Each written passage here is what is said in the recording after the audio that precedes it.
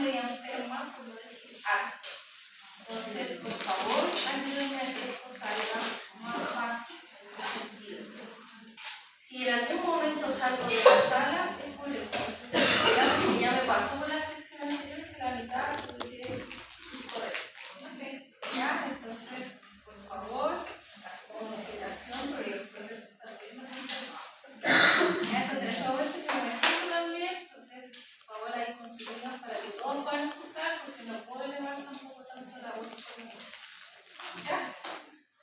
Entonces, hoy vamos a ver cáncer cervicuterino que teníamos en el PPT y también tenemos un PPT que es de contexto gástrico, donde vamos a ver cáncer de colon, gástrico y vesicular. ¿Ya? Entonces, el primero que tenemos que tener en cuenta va a ser el cáncer cervicuterino. Y en relación a lo que tenemos que considerar es que se desarrolla en el epitelio de este órgano. O sea, que se ocasiona en el cuello uterino, en la zona interna de este. ¿Sí? ¿Qué tenemos que tener en consideración? El epitelio del cuello uterino constantemente se va recambiando, tanto por el ciclo propio menstrual que se tiene, como también que es un tejido sumamente friable, por ende las células se desprenden fácilmente. En eso que hay que tener en cuenta, ¿se acuerdan la semana pasada que hablamos de la fisiopatología del cáncer? Donde vimos los distintos cambios de los procesos celulares. Ahí nosotros en un momento hablamos de la metaplasia. La metaplasia es esperable en el epitelio del cuello uterino, por este mismo recambio constante. Todo el rato se va recambiando el epitelio, por ende sucede metaplasia de forma normal. ¿Qué es importante tener en consideración? Como está en constante cambio, el proceso de generar un cáncer en este tejido es lento. Porque como las células van cambiando, va pasando una tras otra, por ende, una vez. No, por ejemplo, factores que puedan mutar, pero después cambia y esto pasa a la genética de la siguiente, la siguiente y la siguiente. En general, en el cáncer cervicouterino se demora en desarrollarse todo este proceso más de 10 años. Por ende, es de los cánceres más lentos que nosotros vamos a realizar. El contexto de la incidencia, si ustedes pueden ver, la parte de Norteamérica, también podemos ver Australia, por ejemplo, podemos ver que está bastante despigmentado, o sea que hay una baja incidencia y en ese sentido, ¿por qué está? Porque se hace mucho contexto de operativo de pesquisa en ese sentido. Recuerden que aquí, también vamos a hablar obviamente más adelante del PAP, pero el PAP puede identificar cambios celulares desde etapas tempranas, incluso antes de que se haga. Por ende, en estos lugares se entiende que tenemos esto mucho más avanzado que en el resto de las poblaciones, por ende, se puede lograr pesquisar a tiempo todos estos contextos. Por lo mismo, su mortalidad se mantiene lo mismo, es bastante baja en relación al resto. Y nosotros estamos también un poco en el medio, en ambos sentidos, tanto en incidencia como en mortalidad. ¿Qué más tenemos para tener en consideración? África, pensando también en los costos asociados, en el alcance del tipo de pesquisa, es una de las zonas donde más desarrollo tanto de incidencia como de mortalidad vamos a poder encontrar. Obviamente, el contexto de mujeres, y aquí me detengo un poquito más. Nosotros tenemos que idealmente poder, cuando entrevistemos, ir guiadamente a ver cierta información que sea relevante para esta situación en particular. Por tanto, preguntas que son importantes que tenemos que hacer son, por ejemplo, el inicio de la actividad sexual y también el número de parejas. Esto no es en un ámbito que sea, por ejemplo, de prejuicio ni de ninguno de ese tipo de sentidos, sino que va en relación a una mayor cantidad de tiempo que yo me puedo ver expuesto a la presencia del virus del papiloma humano. Recordar que el virus del papiloma humano está centrado principalmente en este tipo de cáncer que es el CAPU. Y en este entonces nosotros podemos encontrar que entre más exposición yo estoy frente a este virus, mayor probabilidad de que yo pueda presentar este tipo de cáncer. Por eso hacemos ese tipo de preguntas. ¿Por qué hago ese énfasis? Porque las personas a veces le van a decir, ¿por qué me está preguntando esto? Y usted va a tener que poder darle una respuesta en ese sentido para que entienda que es algo netamente en relación a su antecedente y no por otro tipo de cosas. ¿Qué más hay que tener en cuenta? Antecedentes de las parejas sexuales. También hay que tener en consideración si yo tengo conocimiento de parejas que yo haya tenido, de la pareja que tengo actualmente, que haya tenido virus de papiloma humano o algún tipo de infección de este tipo que haya recibido tratamiento. Por ende, también es una consideración que yo debería tener. El tabaco químico prácticamente se va a repetir en todo, ¿cierto? Por la inflamación que produce en el organismo. Obviamente la infección del virus papiloma humano, la gran mayoría de nosotros ha estado expuesto al virus papiloma humano y probablemente nunca nos dimos cuenta. Porque cuando nuestro sistema inmunológico funciona apropiadamente, lo puede eliminar y resolver de manera autónoma. El tema es cuando yo estoy expuesto en múltiples ocasiones a la infección. Y eso puede generar modificaciones debidas en las células para que después se genere el cáncer posteriormente. Y la inmunosupresión. Obviamente, si yo tengo un sistema inmunológico debilitado, no voy a poder manejar la infección adecuadamente y por ende estoy más predispuesto para poder generar las lesiones precursoras después. Entonces, ¿cuál es uno de los agentes principales que tenemos aquí? Virus papiloma humano. Ya sabemos que hay más de 200 tipos y los más carcinogénicos son los 16 y el 18.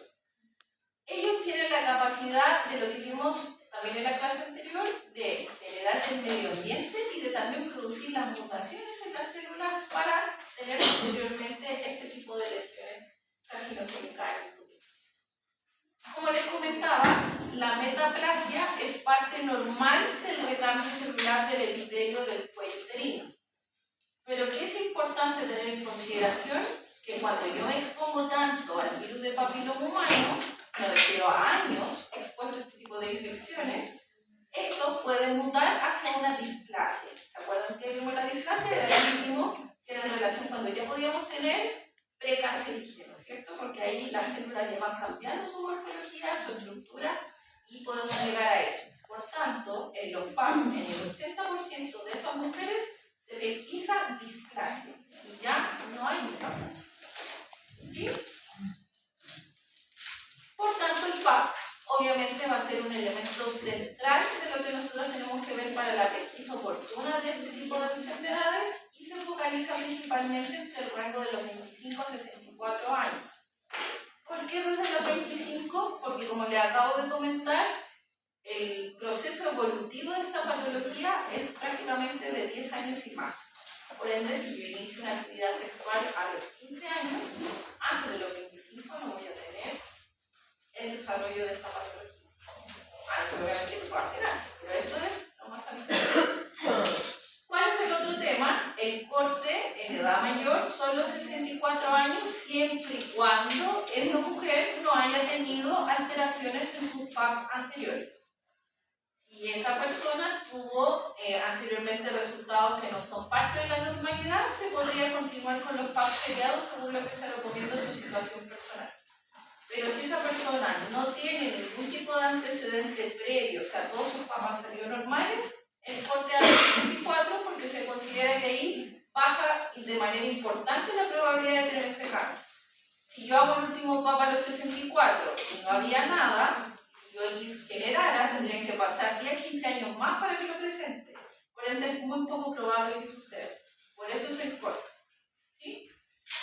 ¿Qué más tener en cuenta? Según nuestra norma MinSal, al menos debería hacerse el PAP cada 3 años. Al menos. Por eso, dependiendo de la situación de riesgo, puede ser anual. Obviamente eso puede depender de las circunstancias propias de esa persona o también del sistema donde esté atendiendo. Recordar que hay instituciones que pueden tener más o menos recursos y también, sobre todo en el contexto privado, generalmente ahí siempre lo recomiendan de manera anual. ¿Qué es importante para el PAP? Son las indicaciones también que nosotros debemos darles a la población para que la muestra sea lo más fácil de poder identificar. A eso apuntan estas indicaciones, de que las células del PAP que se puedan identificar puedan claramente verse de manera más fácil al análisis microscópico. Por tanto, ¿qué se recomienda? Que la persona persona cuando vaya al PAP no esté obviamente con el ciclo menstrual, porque obviamente va a haber secreción, sangre, parte del proceso normal, que eso podría interferir también en una evaluación que sea más fidedigna. Para quienes hacen duchas vaginales, no se pueden realizar durante las 24 horas anteriores por el arrastre que genera la ducha vaginal de por sí. La idea es que se puedan desprender en el examen la normalidad de ese epitelio en ese momento. Y lo otro, las relaciones sexuales. No se pueden tener durante los 2 días anteriores, por lo mismo, porque al hacer la extracción se haría también secreciones obviamente relacionadas a la actividad. ¿Sí? Entonces, esos cuidados se tienen que tener en consideración al momento obviamente que se tenga que realizar este tipo de examen para que las células se puedan evaluar de manera apropiada. Considerar que el PAP es un examen citológico, no histológico como las biopsias. Citológico quiere decir que de estas células que se lograron captar, yo evalúo sus características. Tiene la misma cantidad de citoplasma que lo esperado, tiene las mismas estructuras, tiene la misma forma, lo veo célula por célula. A mí el PAP no me permite ver la conducta del tejido como si la biopsia. En la biopsia, como se extrae tejido más grande, yo puedo ver, por ejemplo, si hay angiogénesis, si hay agrupación de las células, si hay algún comportamiento de ese tipo. En cambio, el PAP solo se extraen células epiteliales que se desprendieron cuando se hizo el paso del raspado. Por tanto, son células sueltas y yo solo quiero ver cuáles son sus características. ¿Sí? ¿Qué es importante entonces tener en consideración? Este cáncer en las etapas iniciales prácticamente es asintomático. Por eso también la importancia del PAP, para que pueda ser pesquisado en etapas precursoras o iniciales. Cuando ya hay sintomatología, habla que hay una lesión que está ya creciendo y probablemente expandiendo. Por eso tenemos que hacer preguntas guiadas. Por ejemplo, hemorragias vaginales o sobre todo sangrados post tener relaciones sexuales. Eso es bastante común cuando esto se está desarrollando, porque tienen que pensar que el epitelio ya es muy frágil de por sí, pero si además se está generando una lesión ante la fricción, sangra fácilmente. Por tanto, sangrados post actividad sexual es una sintomatología que podrían tener. Si esa persona también tiene leucorrea, o sea, secreciones, yo tengo que también preguntar y diferenciar en relación a su habitualidad. Las mujeres de por sí tenemos secreción durante nuestro proceso normal del ciclo. Por tanto, yo tengo que consultar si hay diferencias en relación a lo normal del ciclo a lo que está presentando ahora. Por ejemplo, el color si es distinto, el olor, la textura. Lo más habitual al inicio que sucede es que esta leucorrea, que en general en el ciclo es más blanquecino, incluso a veces un poquito amarillo, en este contexto se torna más rosado, y es porque viene con contenido mágico de un sangrado, por ejemplo. O que también tenga un olor que obviamente no será el habitual. Entonces, ahí uno tiene que ser dirigido para poder consultar. Y otro tema que podría hablar incluso de un estado más avanzado es cuando hay sintomatología urinaria, porque nos podría decir que ya el aparato urinario está siendo comprometido en este proceso. Por la cercanía de las estructuras, es fácil que esto disemine hacia la vejiga o hacia las vías urinarias.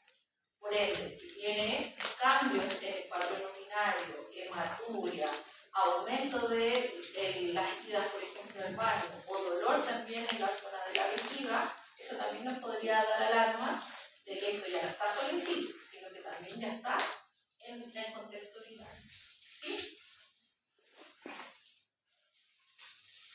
La mnemotecnia para este cáncer es el NIC, que es la neoplasia intraepitelial cervical, y cuando se hace, por ejemplo, la toma del PAP, por ejemplo, ahí se puede ver la parte del cervix, y aquí está en un estadio normal, y esto, si ustedes ven desde el centro general, se va aperturando hacia el exterior. Es como que fuera una tipo coliflor. Así va como generándose la visión. Y si lo vemos desde lo profundo, parte obviamente desde la parte del cervix hasta avanzando hacia el cuello, llegando casi hacia la estructura del cuerpo del. ¿Qué es importante tener en consideración? Es de cómo afecta el espesor del epitelio. Cuando nosotros tenemos una infección de virus papiloma humano, esa célula obviamente se va a contagiar, va a tener que requerir todo el proceso de sanarse, y si eso avanza o es persistente en el tiempo, puede haber una afectación de mutación en esta célula, pero cuando se habla de que hay un cáncer ya in situ desarrollándose, es porque abarca todo el espesor del epitelio del cuerpo. Entonces tienen que ver, la pared del epitelio es delgada, ¿cierto? Cuando recién inicia afectándose por la infección, es solo la capa más superficial del cuello uterino. Pero cuando esto ya está instaurado como un cáncer, porque hay una alteración de la mutación de los genes que regulan la proliferación, como esto, el epitelio tiene un recambio tan continuo y tan rápido, ya alberga todo el espesor del epitelio. Todo esto es el epitelio. Por tanto, ya está cubriendo toda la barrera en ese sentido. Ahí es cuando ya se habla de que hay un cáncer instaurado. Y aquí, importante de considerar el flujograma que nos habla el MISAC en relación al PAP. Como ya sabemos, el PAP debería iniciarse a los 25 años por lenta evolución del cáncer cervicuterino de más de 10 años. Entonces, el PAP, según la normativa, puede ser cada 3 años a lo menos. Si el PAP sale negativo, se tiene que volver a repetir cada 3 años hasta cumplir la edad de los 75, siempre y cuando yo no haya tenido ninguna alteración anterior. Si yo tuve alteraciones, tendría que continuar más allá. Si el PAP es positivo, o sea que hay una anomalía en la citología de esas células, el siguiente examen a realizar es una colposcopía. ¿Han escuchado de la colposcopía? No. La colposcopía se parece en gran parte a lo que hablábamos del PAP. El PAP se toma en posición ginecológica, ¿cierto? Se pone el espéculo, se hace este raspaje para obtener las células. ¿Sí? En esta misma posición ginecológica, con el espéculo, se tiene que poner un microscopio. Un microscopio que obviamente va a agrandar la zona para poder ver si tiene este tipo de lesiones. Si tiene este tipo de lesiones, en la misma colposcopía van a poder tomar parte del tejido para que se haga la biopsia respectiva. En el PAP no podemos hacer eso, porque solamente se toma el raspado obviamente de las células que se extraen. En cambio, en la colposcopía, al poder ver esta visión, esto es lo que se va a poder ver. Si tiene lesiones, se va a poder extraer para el posterior análisis histológico en la biopsia. ¿Sí? Bueno. Cuando lo cauterizan y sacan la primera parte para resecar. Sí, porque se supone que hay unos tratamientos que van por dentro. Es que va a depender del tamaño. Si son pequeñas lesiones, se puede resolver en el mismo momento.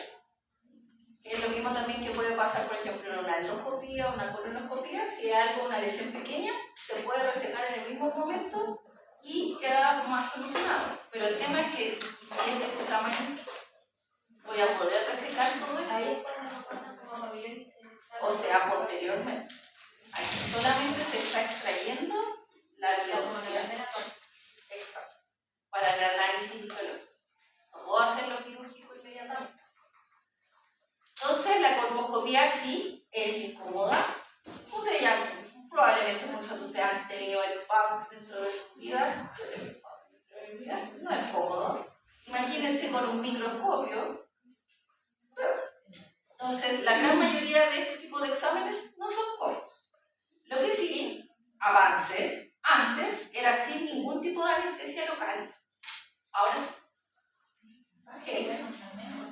Al menos. Antes no. Entonces, tener en cuenta que la colposcopía nos da varias ramas de decisión que hay que hacer. Si la colposcopía está negativa, el recontrol del PAP lo más probable es que va a ser entre 6 a 12 meses. ¿Por qué? Porque el PAP ya salió positivo. O sea que hay un cambio ya dentro de las células. Pero a lo mejor eso todavía no llega a ser una lesión como tal. Pero sí se necesita hacer un seguimiento más cercano. Si tenemos una colposcopía endoscopía positiva, o sea que hay lesiones, ese es el momento donde se toma la biopsia y dependiendo del resultado de la biopsia, si es positivo, habrá que ver el tratamiento obviamente correspondiente. ¿Sí? ¿Qué es importante entonces en relación a la decisión del tratamiento? Va a depender del nivel de invasión tumoral que va a tener este caso. Entre obviamente invadan más estructuras, más radical va a ser el proceso quirúrgico. Dentro de los más radicales está la histerectomía radical, que obviamente incluye el útero y la parte superior de la vagina. ¿Qué sí hay que tener en consideración, sobre todo pensando en el postquirúrgico, que nosotros podemos recibir obviamente estos usuarios? Es que tiene bastantes complicaciones que podrían ocurrir en relación al aparato urinario, por la cercanía de las estructuras. Primero, uno de los más habituales que puede ocurrir son las fístulas. ¿Y cómo lo vamos a verificar? Que el que orinar por la vía urinaria está orinando a través de la vagina. Y eso habla obviamente del proceso quirúrgico, tiene que pensar la cercanía, lo pequeño que son las estructuras, por ende las fístulas lamentablemente no son tampoco probables de ver. Eso va a depender obviamente de qué tan radical sea la cirugía. Y además, si es que ya está anexado en las estructuras urinarias, tanto la vejiga como las vías urinarias. ¿Qué más, por tanto, nosotros tenemos que hacer? Tenemos que también, además de estar atentos, obviamente, a su contexto quirúrgico inicial, evaluar todo el contexto urinario. El volumen, si es que hay algún cambio, si hay hematuria, porque si se supone que no hubo que tocar nada del contexto urinario, ¿debería haber hematuria? No. ¿Deberíamos tener orina por la vagina? Entonces tenemos que también estar atentos a que son complicaciones habituales que podemos encontrar en histerectomías radicales. Lo que sí hay que considerar, por la envergadura que tiene y por el riesgo, es muy habitual que el post-pabellón salga con sonda afuera, para obviamente poder ver el manejo posterior.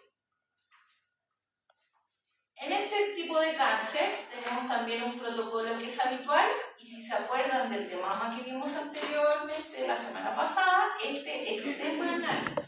Un ciclo semanal por 5 semanas. Aquí también tenemos la misma secuencia que es lo que hablábamos. Todo esto se tiene que administrar en una sesión, en un ciclo, con el orden correspondiente. Se sigue partiendo con la betametasona y aquí hago el reparo en el cisplatino. El cisplatino es un quimioterapéutico muy tóxico para el cuerpo. Dentro de sus principales temas es que es nefrotóxico. Por lo mismo, este tipo de protocolo incluye hidratación pre- y post-quimioterapéutica para poder bajar la carga al riñón. Entonces, sí o sí, ese es un cuidado de enfermería que nosotros tenemos que tener en consideración. Obviamente nosotros cumplimos con el protocolo, pero también entender por qué requiere hidratación este protocolo. Y es porque es nefrotóxico. O sea, yo tengo que tener en cuenta si es que posteriormente a este tratamiento tenemos sintomatología relacionada a la función del riñón. ¿Sí? Así que eso a tener en consideración con el cisplatino. Tiene muchas ramas, pero una de las más peligrosas es la nefrotoxicidad. Y posteriormente tenemos también bloqueadores de histamina y antimédicos, por lo mismo que les comentaba, que tiene alto efecto adverso. Radioterapia, pues yo sé que esto lo hablamos un poquito la semana pasada, pero voy a hacer el alcance justo de la radioterapia que justo consultó usted la semana pasada. En la radioterapia es muy habitual verla en este tipo de tratamientos, y la radioterapia, a diferencia de la radioterapia, es una radiación pero local. Son como un tipo de óvulos que se pueden insertar, tienen aplicadores que se utilizan, por ende siempre se trata de utilizar más en cáncer cervicuterino, dentro medio y también en los rectales, porque obviamente es más fácil la aplicación. ¿Qué es importante tener en consideración? Este óvulo va a quedar dentro de la persona, por tanto esa persona va a quedar irradiando. Distinto es cuando yo voy a radioterapia, en el momento me hace la radioterapia, pero yo cuando salgo de ese proceso yo no estoy irradiando. Recibí la radiación, pero yo no irradio. En cambio en la práctica yo sí estoy irradiando. ¿Y de qué va a depender el tiempo que yo irradie? Del tipo obviamente de óvulo de radioterapia que tengan disponible en la institución. Hay dos tipos principales, de baja tasa y de alta tasa. el de baja tasa tiene mayor duración de radiación, pero a menor volumen, mientras que el de alta es al revés. Tiene mayor volumen de radiación, pero por un tiempo más acotado. Ese es el de mayor tecnología, obviamente más caro. ¿Sí? ¿Qué es importante tener en cuenta? A usted le puede llegar un usuario con braquiterapia y lo va a atender así. No, la persona está irradiada. Por tanto, tenemos que ocupar las medidas de protección que en general se ocupan en la institución. Por lo mismo también los servicios oncológicos tienen otro tipo de funcionamiento de infraestructura. La gran mayoría tiene que estar con paredes recubiertas de plomo para protección. Si una persona está irradiando y lo deja en una sala común y corriente, esa radiación, si bien es más local, tengo el riesgo de que pueda llegar a personas que estén más cercanas. Entonces hay que tener también esas medidas. Lamentablemente, obviamente, una persona que se le coloca este tipo no va a poder recibir visitas dentro de las primeras horas según la braquiterapia que recibe. No está lo finalizado. En general, sí. Obviamente se puede hacer en algunos contextos más específicos en contexto domiciliario, pero hay que asegurarse que no haya nadie en la casa. Y eso es tan probable. Entonces, en general, es más en contexto hospitalizado, pero son un par de días o uno a 2 días, dependiendo de la radioterapia disponible. Si es más tecnológica, puede ser 24 o 48 horas y la persona se va. O puede ser hasta una semana. Antes era mucho más tiempo. Obviamente, el avance de la tecnología permite más cosas. Pero, por ejemplo, una persona que se va a someter a esto, nosotros le vamos a tener que explicar, por ejemplo, que no es de mala voluntad que lo tenga familia. Es porque se está protegiendo también a las familias, sino también van a quedar en el contexto de radiación. Entonces, por eso también es importante entender el trasfondo del paciente. Dependiendo de la braqui, cuántas horas de aislamiento va a tener esa persona. Y nosotros también tenemos que ser estratégicos en cuanto a nuestra atención. Obviamente vamos a tener que ingresar a la atención, pero la idea es que sea lo más preciso, lo más conciso y lo que necesita justo la persona. No es para llegar y estar entrando a cada rato. Por ende, ahí la idea es que, por ejemplo, si hay varias intervenciones que hacer, por ejemplo, administración del medicamento, etcétera, control de signos vitales, yo tengo que administrar medicamentos, yo también aprovecho de tomar el tiro de control de signos vitales. ¿Para qué va a estar intenso a tomar control de signos vitales en todo un contexto de riesgo? Entro yo, paso el medicamento, pongo control de signos vitales, hago todo el proceso activo. Porque la idea es exponer lo menos posible también al profesional. ¿Sí? Entonces, sí o sí, cuando obviamente uno ingresa, va a tener las protecciones necesarias, se va a tener que poner todas las instrumentales de protección. La mayoría también contienen esta cosa de plomo, pero que son como, ¿han visto los de que se ponen los radiólogos, por ejemplo? Son muy similares también. Entonces, es importante de tener eso en consideración, sí. Yo no quiero obviamente cometer algún error en ese proceso de atención. Puede pasar, si yo lo desconozco de qué trata, podría dejar pasar a la familia. Es un error. Entonces hay que obviamente tener en consideración esa situación. Ya hablando del campo en general, obviamente de modo de prevención, se habla del retraso del inicio de la actividad sexual, del número de parejas, pero principalmente por menor exposición al virus del papiloma humano. Ojo también con el uso de preservativos, porque también hay que tener en consideración que el preservativo no cubre toda la piel que se puede ver expuesta en un contacto de actividad sexual. Por ende, no es que proteja al 100%, pero sí obviamente disminuye la probabilidad de contagio. Y eso también hay que poder explicarlo a los usuarios cuando está esta situación. Obviamente informar porque ya saben que es un factor de riesgo. Las vacunas relacionadas al virus ahora ya está incluido, ¿cierto?, en nuestro sistema del PMI para la población básica, el cuarto básico, tanto para niños como para niñas. Pero los adultos que ya iniciaron actividad sexual también se pueden vacunar. Obviamente no tiene el mismo nivel de efectividad que hacerlo en edad básica, pero también sirve porque hay más de 200 virus de papiloma humano, por ende no puede servir. Y las vacunas van centradas en los más carcinogénicos, por ende sirve. Obviamente educación de la importancia del PAP, de los controles y también de poder identificar cuando hay anomalías que uno deba consultar. Ahí sale el propósito del calendario. Ahí sale la dosis.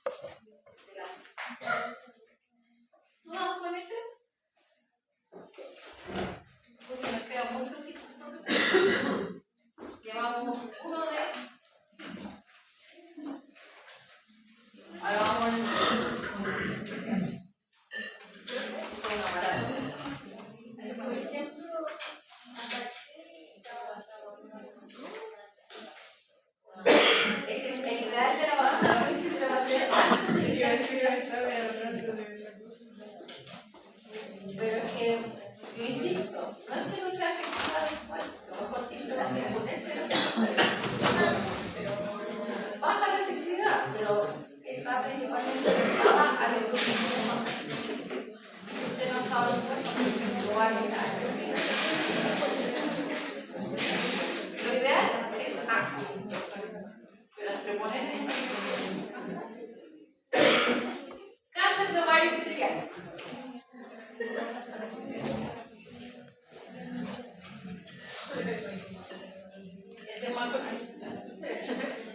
Se ha visto que la tendencia es en personas de raza blanca, de países occidentales, que al igual que lo anterior, también habla de la exposición, pero en este caso, en vez del virus papiloma humano, va a relacionar la exposición a las ovulaciones. Por eso se pregunta por la menarquia precoz o por la menopausia tardía. Obviamente, si tengo la menstruación desde antes o finaliza después, estuve más expuesta a ciclos ovulatorios. ¿Por qué se considera de esta forma? Porque si ustedes ven la estructura, el ovario está conectado directamente con la trompa de falopio o tiene algún conjunto o no. ¿Sí se acuerdan de anatomía? No. Porque tiene el ovario, tiene la trompa, pero no tiene un conducto directo que lo une.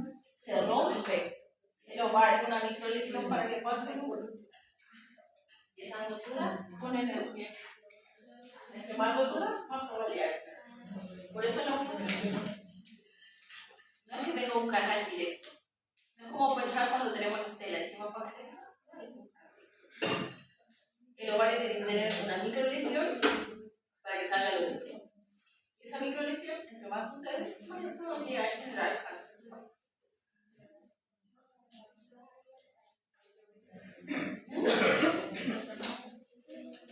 Pero esto es probabilidad.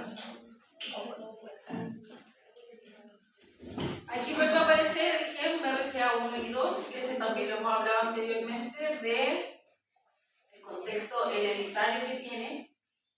En ese sentido, lo hablamos del de mama, también lo vamos a ver en el vuelo. Este gen está prevalente en todos esos sentidos. Y las ricas grasas, tabaquismo, sobrepeso, obesidad, porque producen un contexto proinflamatorio en el organismo. Y antecedentes familiares, por lo mismo que les mencionaba anteriormente. Profe, ese gen del que usted habla es una mutación. ¿Qué ocurre en esos genes? Sí. El gen BRCA1 y 2, que lo vimos en la clase de la semana pasada, es de los que regulan el proceso proliferativo celular. Por ende, si tiene una mutación, va a haber una falla en la regulación.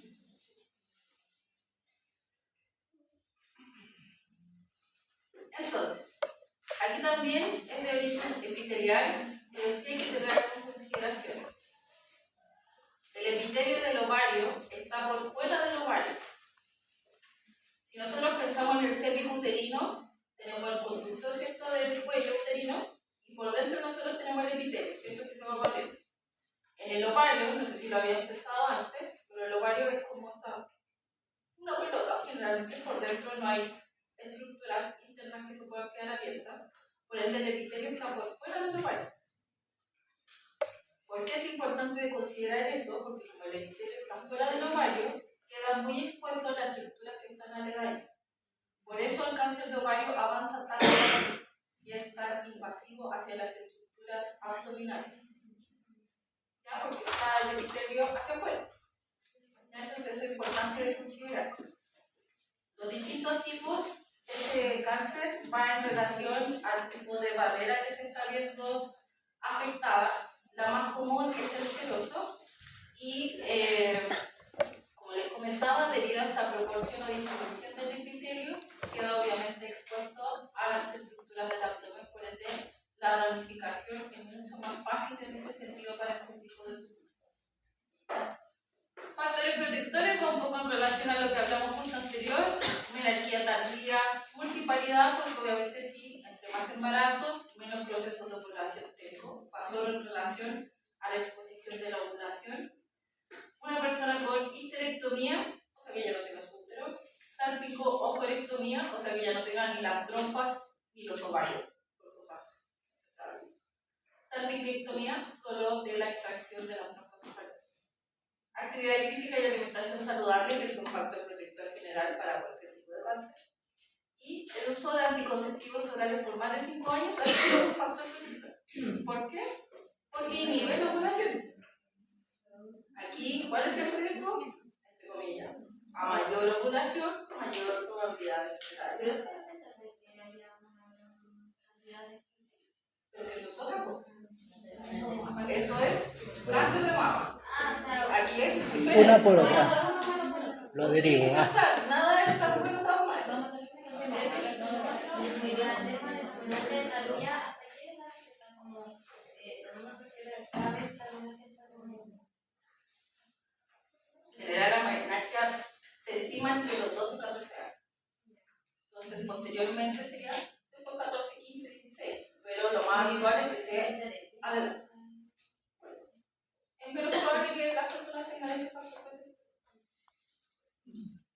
Pronósticos favorables cuando son menores de 40 años, entre menor de edad, se puede ver que hay un mejor sustento o amortiguación de este proceso de avance. Obviamente, si está en estadio 1 es porque está localizado en sitio. Alto grado de diferenciación, recordando la clase de la fisiopatología del cáncer, recordando que cuando se toma una biopsia se hace un comparativo de estas células con lo normal, esperado de ese mismo lugar. Por ende, si está muy diferenciada, quiere decir que esa célula cancerígena sigue pareciéndose mucho, en este caso las células del óvulo, o sea, del ovario. Y tumores menores de un centímetro. Obviamente es desfavorable, a mayor edad más complejo, estadio avanzado porque estamos ramificados, tumores indiferenciados son los más agresivos porque tienen mayor capacidad plástica de poder adaptarse a las otras zonas yacentes, porque tienen genes obviamente que están mutando en ese sentido y los hace poder adecuarse a las otras zonas donde no deberían estar. Y metástasis fuera del abdomen, que ahí también nos vamos a poder revisar. ¿Qué es importante tener en cuenta de este tipo de cáncer? No es como el cáncer de mama que tenemos en la mamografía, por ejemplo, o el mismo cáncer cervicuterino que tenemos en PAP. Aquí no tenemos ningún examen directo que nos pueda dar la luz o la señal de este cáncer. Aquí, ¿qué es lo que se tiene que hacer? Una valoración completa, y si es alta la sospecha, en el proceso quirúrgico mismo es donde se extrae para hacer la biopsia. Por tanto, para antes de llegar obviamente a ese momento, examen ginecológico respectivos, una eco transvaginal, siempre se va a preferir transvaginal que abdominal, porque transvaginal al insertarse obviamente está más cerca de la estructura, por ende se puede ver mejor que haya una anomalía o más.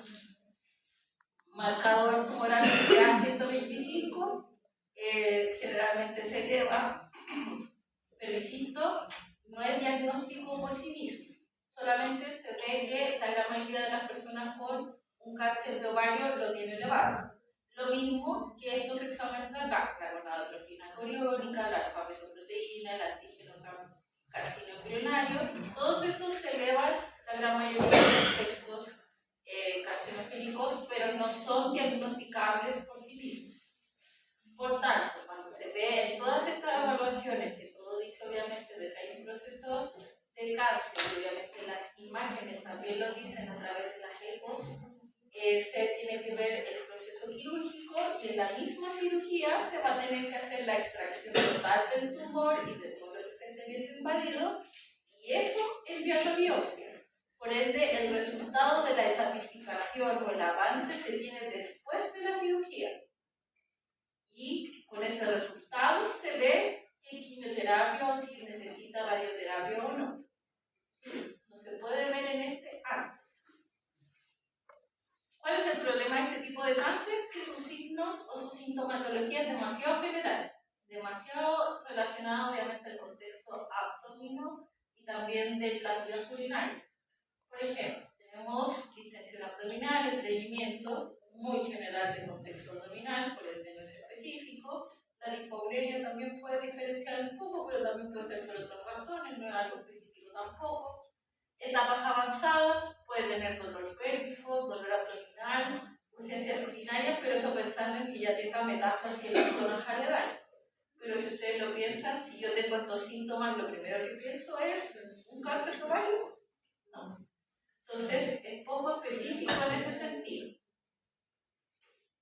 Es importante tener en consideración cómo es tan fácil pueda progresar y extenderse es que tiene también una clasificación propia en relación a eso, que es de la Federación Internacional de Ginecólogos y Obstetras, también conocido como FIGO. Y el FIGO 1, que quiere decir que está in situ, o sea, en el ovario mismo, no está en ninguna otra parte. En el FIGO 2 ya se extendió la estructura que está en la pelvis. En el FIGO 3 ya está en la parte abdominal, puede ser también peritoneo, y también obviamente ganglios linfáticos de la zona. Y en el FIGO 4, fuera de la cavidad abdominal, y lo más habitual puede ser encontrar metástasis en el tumor. Entonces, FIGO 1, in situ. FIGO 2, esto también es la estructura de la pelvis. FIGO 3, cavidad abdominal, peritoneo o ganglios relacionados. Y FIGO 4, ya fuera de la cavidad abdominal, y lo más preponderante es en el pulmón. ¿Sí? Por ende tiene una capacidad de extenderse muy rápida, muy agresiva en ese sentido.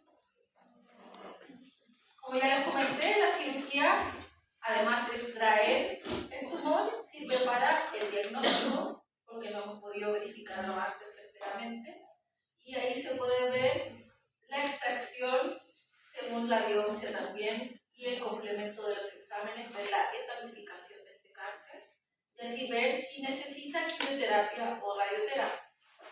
¿Qué es importante tener en cuenta de la radioterapia? Tiene una limitación.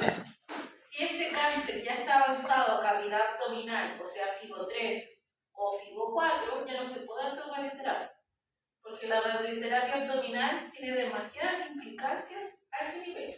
Recuerden que la radioterapia, que lo hablamos también, afecta a todo, obviamente, lo que lleva a la radiación. Y si yo lo hago en el abdomen, ¿a quién va a afectar también, que son parte importante de nuestro sistema? Al hígado, y también le va a llegar al riñón. Entonces, por ende, esta persona se puede complejizar más de lo que ya está. Además de que todas esas estructuras que tienen van a tener mayor probabilidad futuro también de generar cáncer. Entonces, en general, en abdomen, la radioterapia se evita por lo mismo.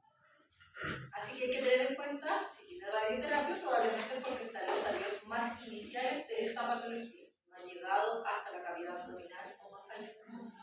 Y quimioterapia, para ver que se repiten muchos de los que hemos visto, taxanos por aquí, el cisplatino que también lo conversamos, por ende los nombres se van a ir repitiendo si se van a fijar. ¿Puedo hacer esta parte? ¿No? Que vamos, todos de sí.